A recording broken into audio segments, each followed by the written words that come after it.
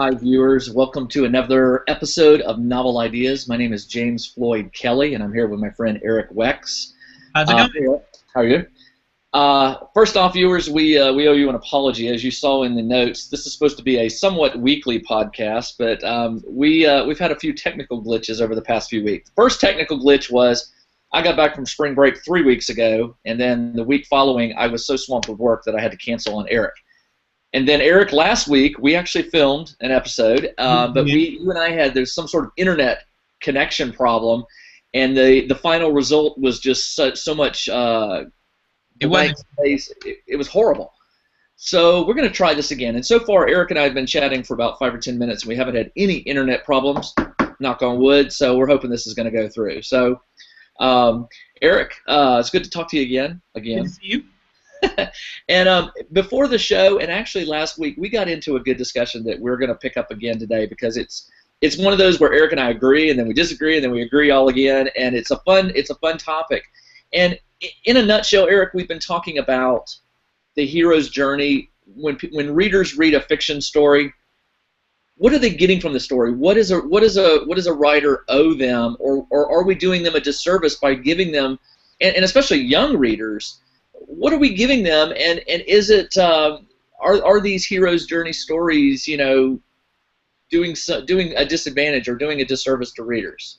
I've been thinking about this a lot because I'm writing a hero's journey coming of age story, and I realized that in almost every hero's journey story, the hero comes of age because of or through some kind of call to adventure, which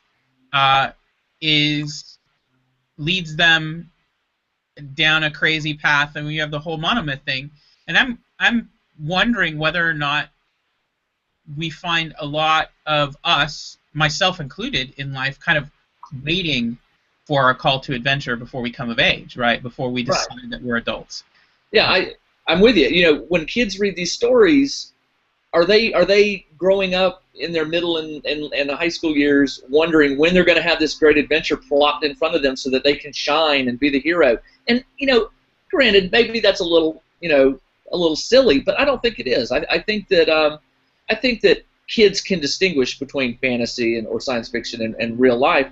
But you are right. I do sometimes wonder if my children read these books and then wonder why they don't have the adventure that these kids have that they're reading about. Well, the economy doesn't help either right now, right? In that you have a lot of people coming out of college, right? So our coming of age path is high school, and then really you go to college, and when you come out of college, you are to be somehow an adult and grab an adult job and become an adult person. There's just the economic path for that is quite narrow, or narrower than it has been in the past. And so I think that you're finding a lot of people going through either not going to college or going to college and finishing, and then not knowing how to take the next steps forward, or not knowing what the next steps forward would actually look like in becoming an adult. And I don't know that we're comfortable with the definition of adulthood that we were in the past. So there's all those kind of questions that are wrapped up in it too. But I think that the way the hero's journey can kind of play into that is, I think that the mundane ways and the mundane life that we lead, the mundane ways we become an adult, and the mundane life that we lead doesn't actually help us very much here. Because no one comes to my house when I'm age 11 and says, "You're a wizard, Eric," and hands me a wand and sends me off to Hogwarts, right? That never happened. And I think that it's really easy then to be waiting for that moment in your life. It's kind of funny. There's an analogy here with films, because colleges, I read, and this is years ago, I remember reading this, I read that when the Indiana Jones films started coming out, then there started being these knockoff films like Alan Quartermain, and those are the ones I can remember, but there were more. Right. All of a sudden, there was this increase in archaeology and anthropology studies in college. Like, kids were expecting, hey, I'll go be an archaeologist, and I'll go tomb raid, and I'll jump traps and disarm booby traps and find the gold idol and stuff. And then there was another one that happened back, and this one was when I was in high school, when Top Gun came out. There was this massive, massive influx of people wanting to be fighter pilots, you know, and it's kind of funny. It's like people, I think, want an adventure. They want a certain level of excitement in their life. They get it from books and movies, but then what do they, you know, what do we do when we want real adventure in our lives? We can go whitewater rafting or maybe mountain climbing, but there's not real, you know, there is no real path to an Indiana Jones career. Well, and yet, you know, one of the things we talked about last time that didn't get aired is I've been reading Brene Brown, who has a book called Daring Greatly that I highly recommend, which talks about you know, she's a psychologist who studies risk, and you know, what is kind of the role of risk taking in a mind that's designed evolutionarily to protect itself from danger, right? You know, here which is a really interesting kind of trap that the human being gets into, particularly because of our ability to make symbols. We get trapped with this rabbit brain that's designed to keep from being eaten by foxes, and then we apply that to our relationships, our sense of meaning, our sense of value and worth, and we get pulled in two ways, right? We have the desire for adventure, and we have this rabbit brain that's designed to keep you from being adventurous because that's the way you die and don't pass on your DNA. And I think that Daring Greatly is a really, really great book for looking at that kind of human trap and the ways around it, and to recognize that risk-taking is a part of who we are. And where I come back is back during Gamergate, I read an article by a reviewer, and I'm sorry, I don't remember what website he writes for. He's a reviewer who reviews movies as the Hulk. And he had a really great kind of commentary on Gamergate, and then he got down to, you know, I'm not sure I want to review movies anymore, because I really think that movies allow, especially superhero movies, allow the character or allow the viewer to not change. In fact, they almost reinforce not changing. So if you take a person who doesn't see an economic opportunity to grow up, who doesn't see a place, it doesn't even have a definition of what grown up would look like or a set of values that they're sure that they want to embrace, and then you give that person a means by which they say, I'm never going to get told, this is your father's lightsaber, Luke, right? I'm never going to get told, you know, here's your shield, Captain America.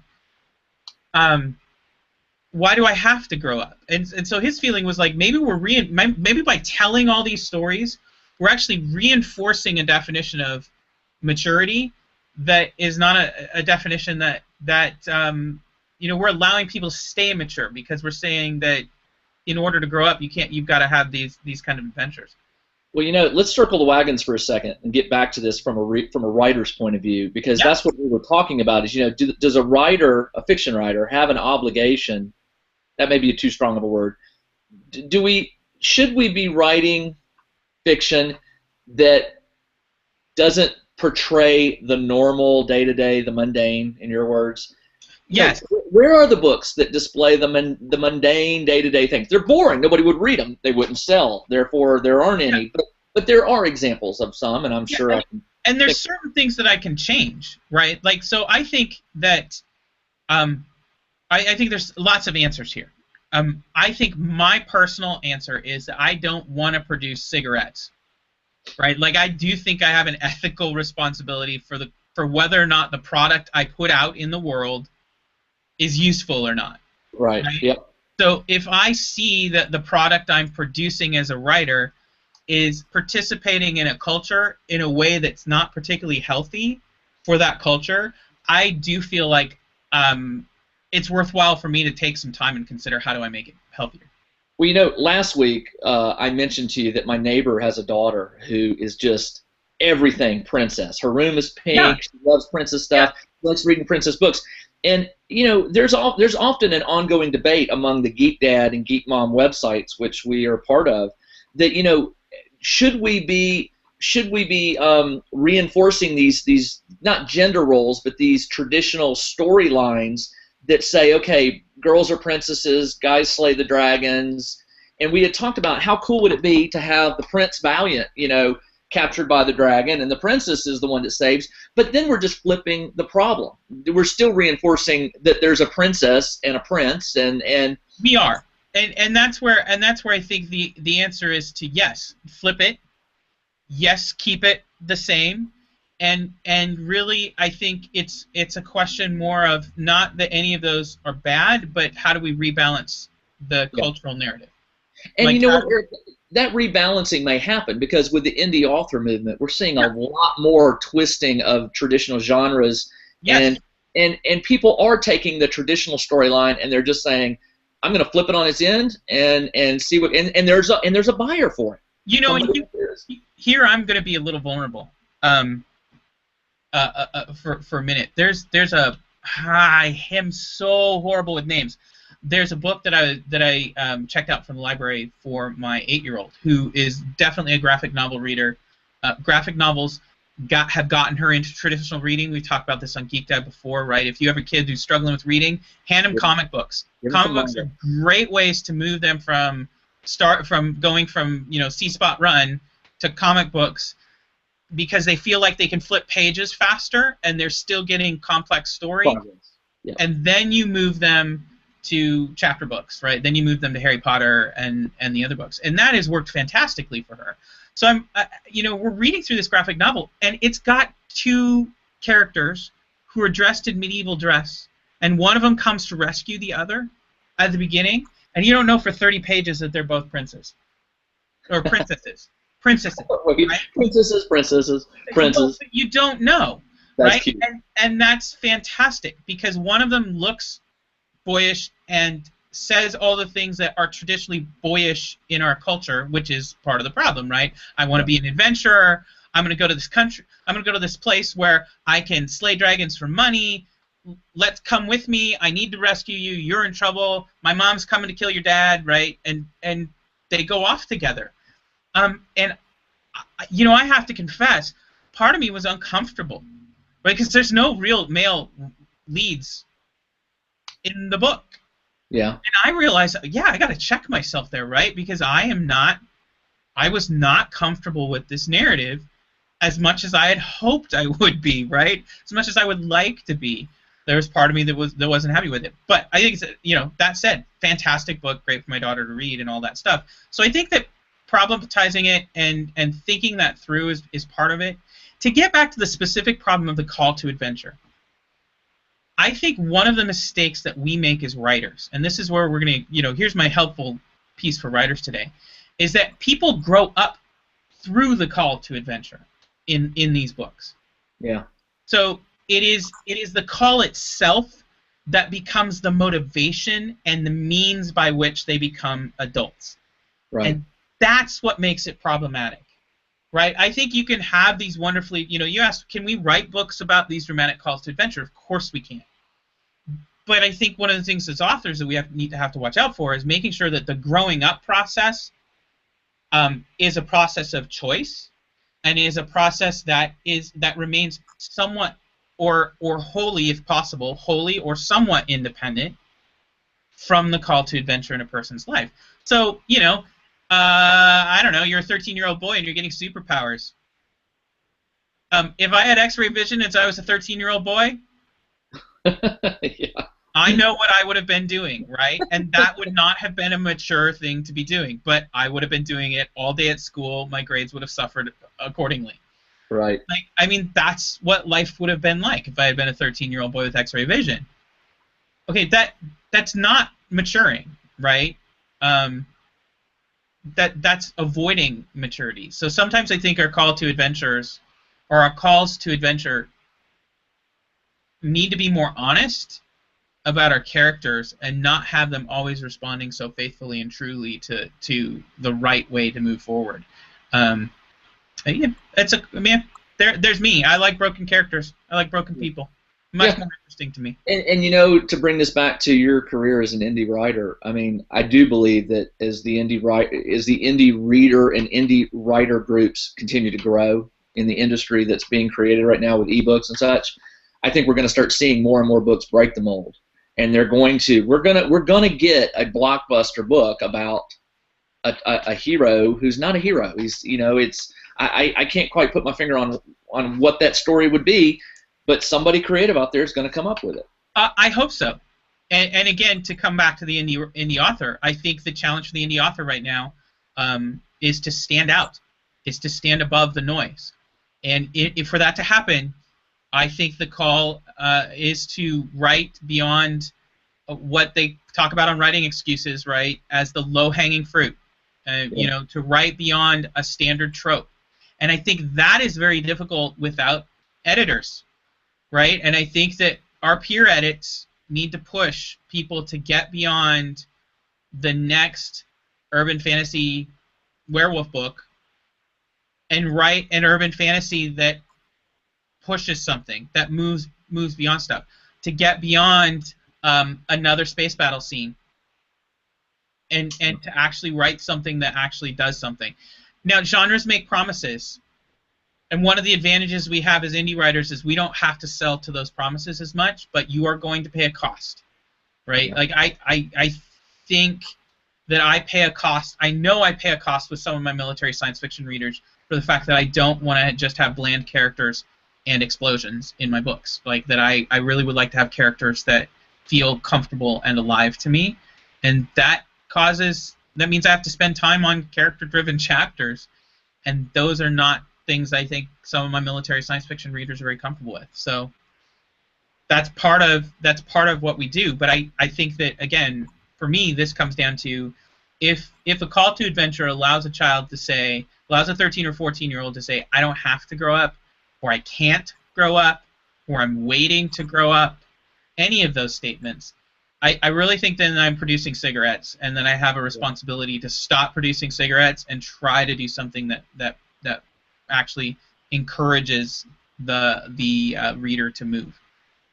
Well, viewers, I hope you enjoyed this. I'm hoping that somebody out there watches this and a light bulb goes off and you realize that there's a story there, because just what Eric said, we don't want to be pushing cigarettes. We want to be pushing stories that are not just for kids but for adults too. We want stories that aren't selling them something unrealistic. Now there's a time for unrealistic, but Absolutely. But when you're dealing with, especially with young adults, we've got to be very careful. Well, what we want a story is that allows them to believe that they can be a grown-up too, right? Or that there's something, and I don't even want to define it as grown-up. I don't even like that, but that there's something worth moving toward. That being vulnerable, that being in relationship to other people is valuable and worthwhile, and that taking risks is worthwhile. We don't want to reinforce our fear of risk. I think that's the way humanity gets stuck, and we accept our carbon footprint and never do anything about it. Man, we went deep today. Hey, viewers, if you have any questions or comments about today's episode, please go to ericwex.com or geekdad.com and post a comment or send us your questions. And we're happy to take questions for future episodes. If you've got an idea you'd like Eric and I to talk about, we're always open to that. Eric, we're almost out of time. But let's see. I did want to tell you, Sci-Fi Channel has a new TV show coming out called The Expanse. Yes. You and I had talked a while back about how maybe at the end of each episode we wanted to recommend a book or something to a reader that we were reading. And I've got to tell you, I've been rereading the Expanse series by James S.A. Corey. It's actually fantastic. It's actually two writers. That's their pen name. And, it... hands down, they're on book 4. Well, there's 5 books out. 5 or 4? No, there's 4 books out. Book 5 is coming out in a month, and I am like going nuts waiting for it. It's very realistic. Humans have colonized the asteroid belt, the outer planets. It's all about mining and surviving, trying to find air and water, and it's a really complex story. Some great characters. Just my recommendation, readers, if you like science fiction and you have not heard of the Expanse series, Look it up. The first book is called Leviathan Wakes, and it is outstanding.